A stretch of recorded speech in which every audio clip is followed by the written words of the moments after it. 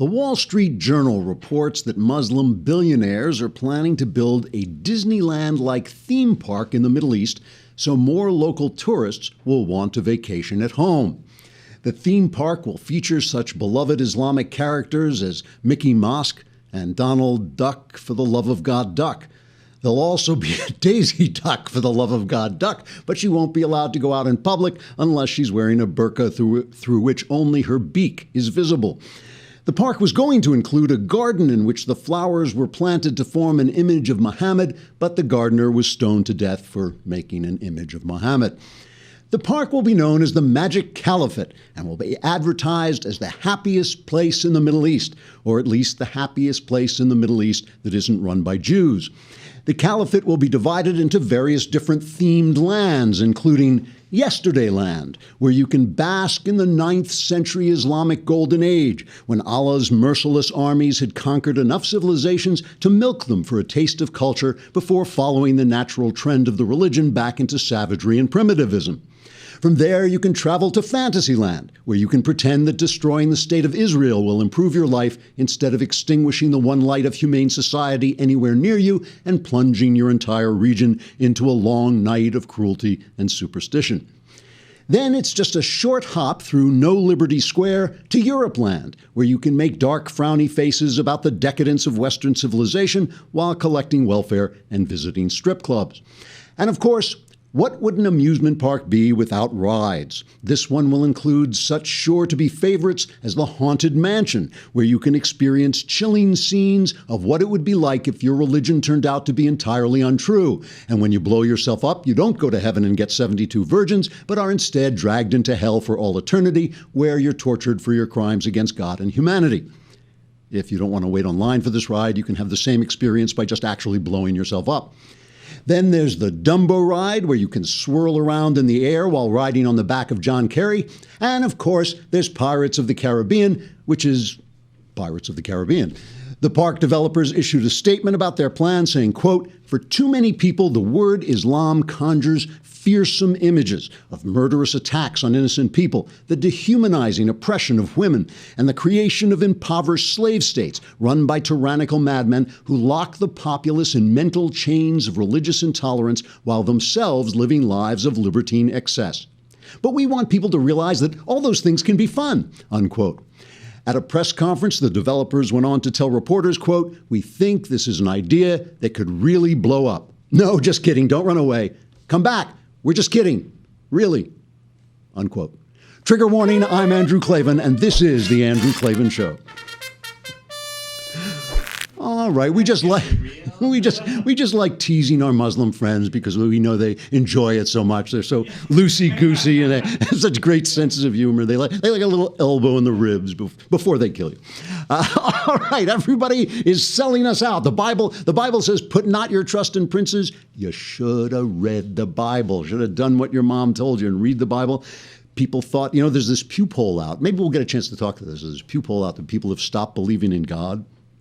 But they should have listened to Bob Dylan, because Bob Dylan told you, you're going to serve somebody. It might be the devil. It might be the Lord. And I think we've made the wrong choice. All right, we're going to talk about a lot of stuff, but you got to be here to hear it and to see it. So if you're on Facebook and YouTube, you get 15 minutes. You can watch the show and then come on over to the Daily Wire or download us on iTunes and SoundCloud.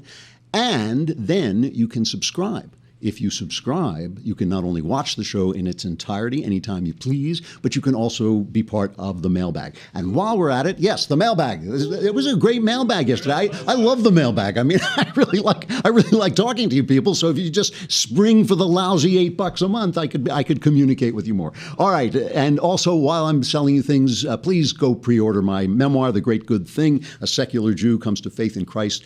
I guarantee you will like it. I guarantee you. I give my personal guarantee, or you get your meaningless nihilistic life back, free of charge.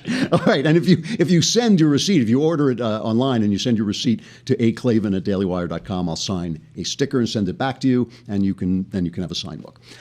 All right, So I've been laying back on this Trump story about the immigration thing because I really wanted to see which way he was going to break. He kept every time he would talk, he would say something different. I thought, let him play it out. Let's see where he goes. It now looks really clear that somehow he is just this was the story. This was his issue, right? That made his candidate. I'm going to build a wall, and there's going to be a deportation force, and we're going to get rid of all these people. Some of them will let the nice ones come back, but they've got to come in illegally. I mean, he said this again and again. We're going to throw them out, but they've got to come in legal. And people kept saying, you're going to tear like mothers away from their children. You're going to break up families. Yes, we're going to do all that. No, we're going to keep the families together. We're going to send them all back. He would say that. He really had it all planned out, and people were cheering and cheering and cheering. So a couple of days ago on Hannity, he goes on Hannity, and Hannity's been backing him right down the line, right up to the limit. And suddenly, he's not only is he changing, but suddenly the people around him are going with him. They're not following the principle that made them elect him in the first place. They're totally making up a whole new Trump that they're going to support. It doesn't matter what he says. So this is kind of a long cut, but it's worth it just to watch them change. It's more important what the audience is doing almost than what Trump is saying. You seem to, in the last week, be revisiting the issue of sending everybody back that is here illegally. Tell us where you stand on that. We want to follow the laws. We have very strong laws. We have very strong laws in this country. And I don't know if you know, but Bush and even Obama sends people back. Now, we can be more aggressive in that, but we want to follow the laws. If you start going around trying to make new laws in this country, it's a process that's brutal. We want to follow the laws of the country, and if we follow the laws, we can do what we have to do. But John, let me tell you, so important. We've got some great people in this country. They shouldn't be here. They're still great people, all right? But we've got some really, really bad gang members and some horrible people. Start with them. Those people are going out day one. They're going to be the first order I sign. They're going out day one. All right, but I know this question has come up a lot. What about people that work hard, have been here a long time, they own homes, they have their property? And this is a question everyone's going to want answered. What about them? Do they have to go back, or would you reconsider We are going to follow the laws of the country. So that means they go back. Follow the laws. And we're going to see who people are. We're going to see how they've done. Do you believe in a merit system, Sean? When people come in, as an example, do you believe in a merit system? One of the things that's very unfair with leaving people is that you have years and years of people waiting online. They've gone through a process, and they filed legally. They filed, and they're great people in some cases. I guess in some cases, maybe not. But you have really great people wanting, and so proudly wanting, to come into a country. And now what you'd be doing is you'd take people away from that line. And it's really Is there any part of the law that you might be able to change that would accommodate those people that contribute to society, have been law-abiding, have kids here? Would there be any room in your mind, or because I know you had a meeting this week with Hispanic leaders. I did. I had a meeting with great people, great Hispanic leaders, and there certainly can be a softening, because we're not looking to hurt people. We want people. We have some great people in this country. We have some great people in this country. But we're going to follow the laws of this country. So there's Sean Hannity pleading with him for amnesty. That's amnesty he's talking about. Is there anything in the law? Was there something in the law we could make up that maybe the people who are good people could stay? Yeah, it's called amnesty. And before, if you said that, you were a traitor and you were a cock and you were this and you were that. And now Hannity is begging for it. So still, you could still listen to this. He's still playing in the spaces. He's still weaving through those spaces. Ann Coulter goes, poor Ann Coulter. I mean, I love Ann. I really do. And the thing about Ann that I always pointed out from the beginning is, of all the people who supported Trump, she was supporting him on principle. She feels that the Mexicans coming in over the border is a big problem. And I never felt that was really one of the biggest issues that was facing us. I thought, you close the border.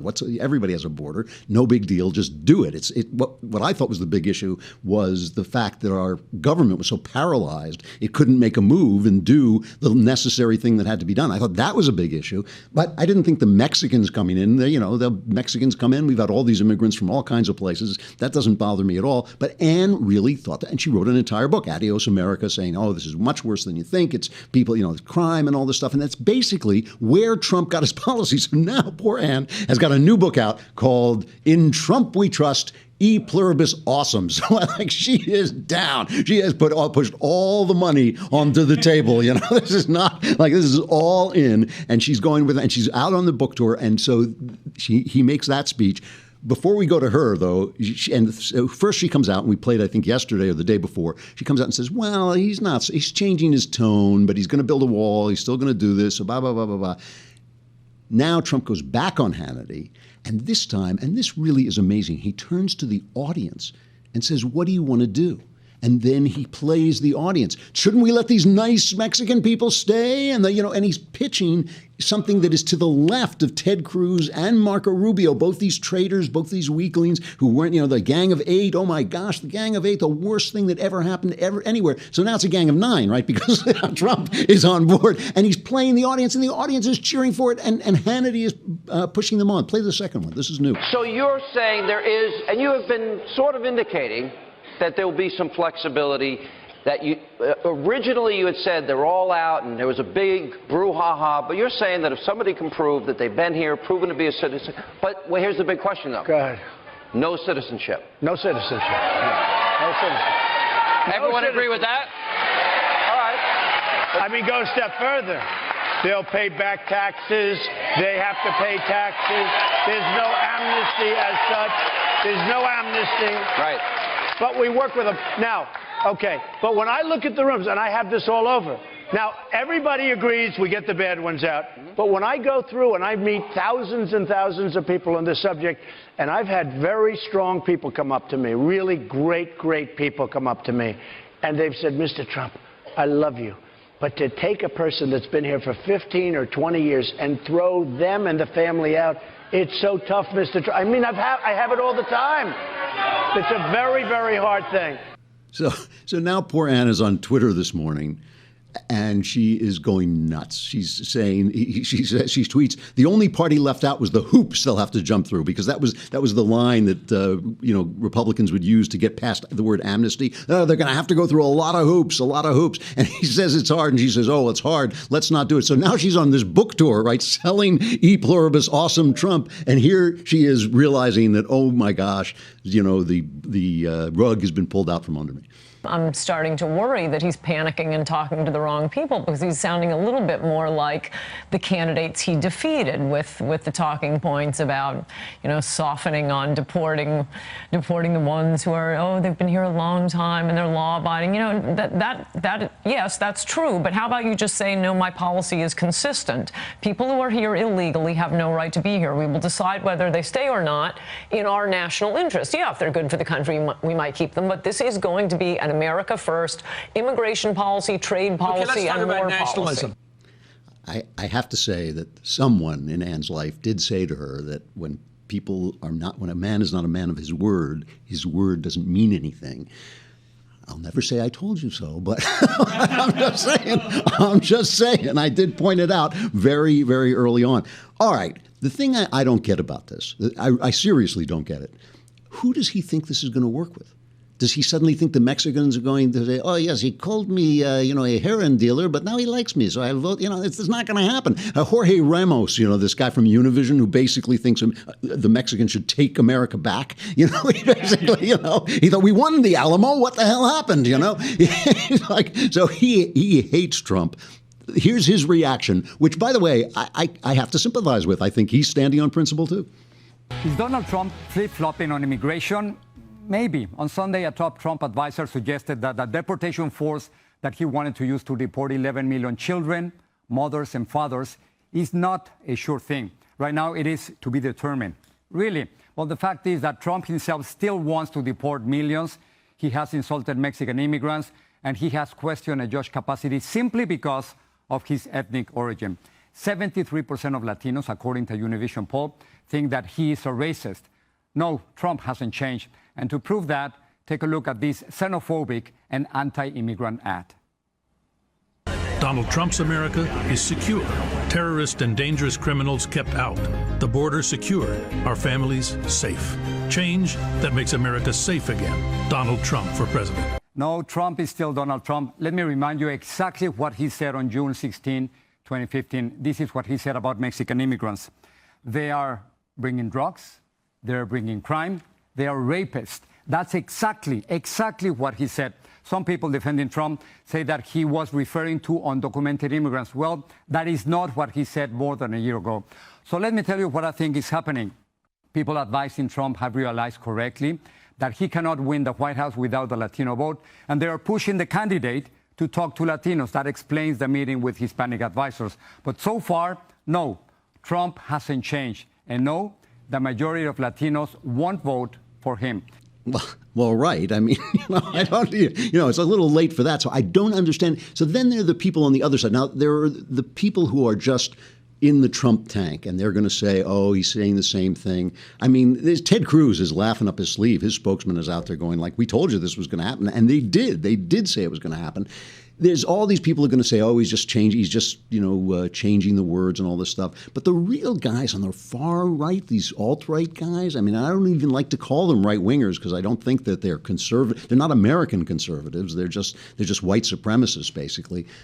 Are they going to fall for this? Maybe. They've fallen for this thing so far. They're so far down. Did you see this musical thing they put out? This, I saw this. Oh, I have to say goodbye. Oh, geez, you're going to miss this if you're on Facebook. You got to come over to the Daily Wire and see the rest. It is really, really interesting. So come on over.